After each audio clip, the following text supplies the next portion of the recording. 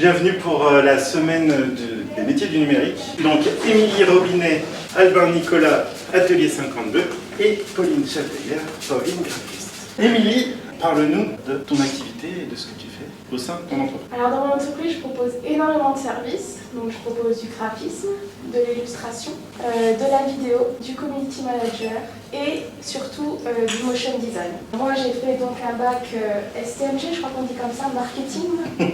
Ça a changé depuis. À l'époque, c'est ça? Non, c'est maintenant. À l'époque, c'est pas encore un autre nom. Dans le marketing, parce que je voulais déjà me lancer dans tout ce qui était communication. Ensuite, j'ai dû partir à Metz. J'ai fait une licence d'art appliqué, où là, j'ai découvert, étonnamment, les métiers du numérique. Du coup, ça m'a passionnée, et au lieu de continuer dans le monde de l'illustration, je me suis vraiment orientée dans le numérique. Donc, par la suite, j'ai dû aller à Valenciennes pour faire un master image et scène numérique. Donc j'ai travaillé tout ce qui est vidéo, graphisme, son et tout ce qui est hologramme. Je m'étais dit je vais commencer à travailler, à trouver un travail. Finalement, j'ai rien trouvé, je suis partie un an à l'étranger pour voir un peu des choses ailleurs. Et après un an, je suis revenue, j'ai eu des opportunités de m'installer dans le sud de la France, à Lyon, Marseille, Nice ou Paris.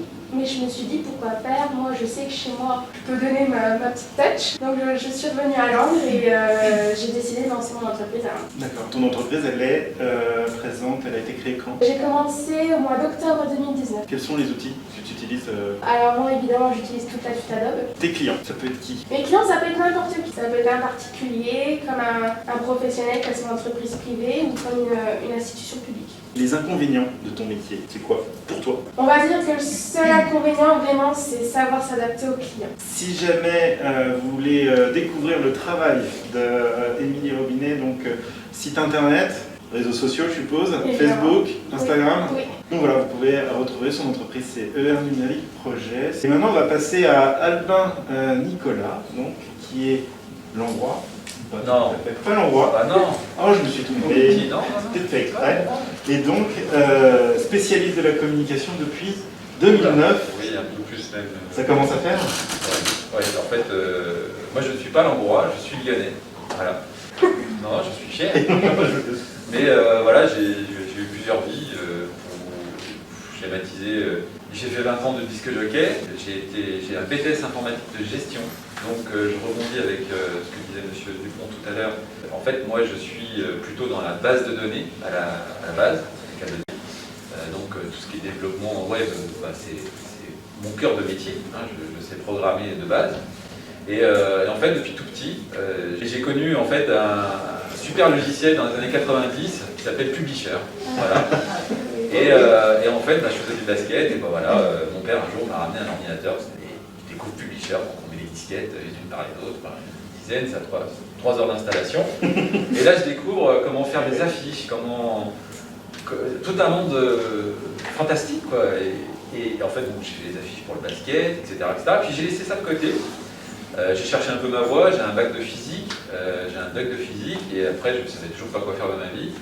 Et en feuilletant carnet Unicef, comme tout le monde, je me suis dit qu'est-ce que j'ai fait depuis tout petit. Donc je programmais des jeux à l'âge de 14 ans, informatique. Et je cherche, donc je fais un BTS informatique de gestion, j'ai mon BTS informatique de gestion, etc. Et là on m'appelle un jour, comme je faisais disque jockey à côté, hein, j'essaie de schématiser et de simplifier, c'était un peu compliqué. On m'appelle, on me dit voilà écoute on a besoin d'un informaticien, parce que tu connais bien la musique, mais en même temps t'es informaticien, donc si tu pouvais t'occuper de notre base de données de fichiers de discothèque, ça serait génial. Donc je pars sur Paris, et là je retrouve mon publisher adoré, parce qu'on devait faire des mailings toutes les semaines, et là je découvre le marketing sur le tas, voilà, tout simplement. Alors est-ce que tu peux nous expliquer, on va dire rapidement, ton processus de création avec un client sur un site web? En quelques mots, comment ça se passe? Alors, donc, sans trahir de secret. Non, on peut pas le cacher. C'est quelque chose. Moi, comme j'ai une formation informatique de gestion, donc on va dire que j'ai des process. J'essaye. C'est surtout les clients après. J'ai des process bien faits, donc il faut forcément un cahier des charges. C'est la base. Malheureusement, on le voit de plus en plus. Nos clients ont de plus en plus pas d'idées. Ils sont perdus. Je trouve à Ce qui est à la fois bien et compliqué. Oui, ça fait, si tu veux, ça Ça fait 5 ans que je commence à le voir de plus en plus. C'est toi le pro. Oui, c'est moi le pro, mais c'est pas ma société, donc il me faut du contenu. Après, on peut arranger.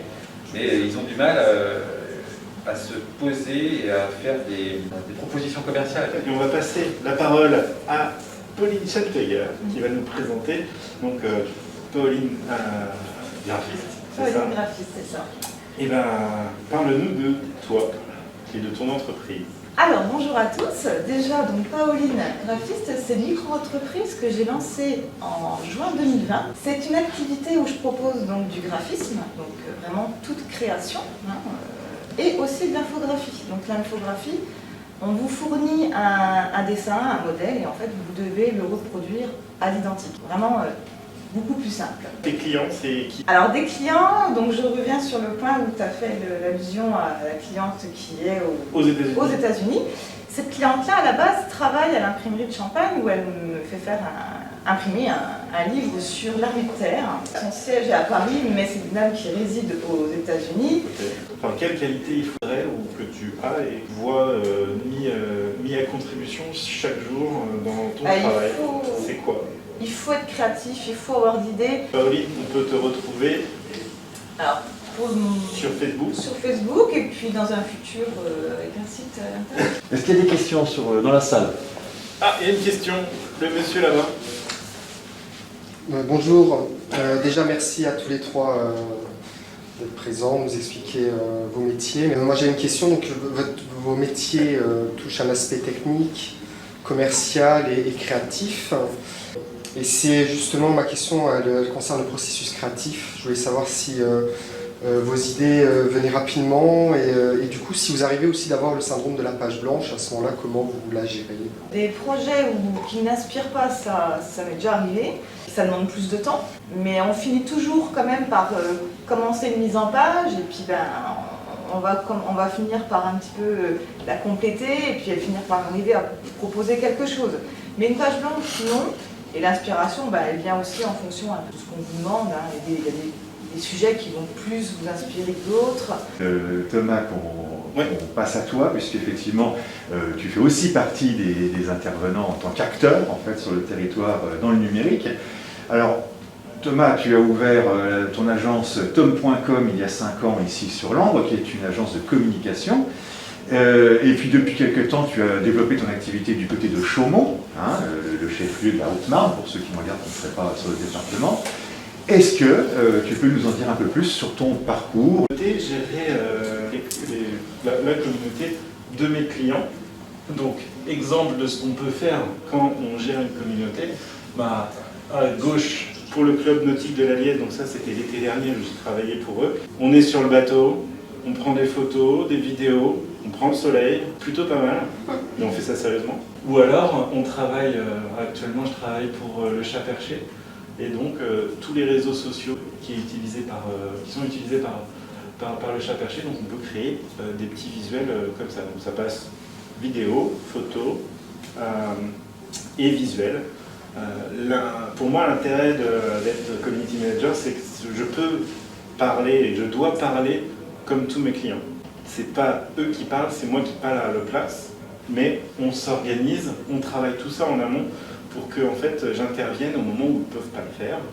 Et donc je travaille sur Facebook, je travaille sur Instagram aussi un petit peu. Mais mon cœur de métier, c'est en gros retranscrire tout ce que me dit, tout ce que veut faire passer comme image mes clients. Donc ça peut être association, entreprise, commerce. Voilà, c'est un peu ça mon cœur de métier. Donc je pense que vous avez réussi justement à motiver et à intéresser les gens qui ont pu nous écouter, que ce soit en ligne ou ici dans cette salle. Effectivement, on vous remercie pour votre présence.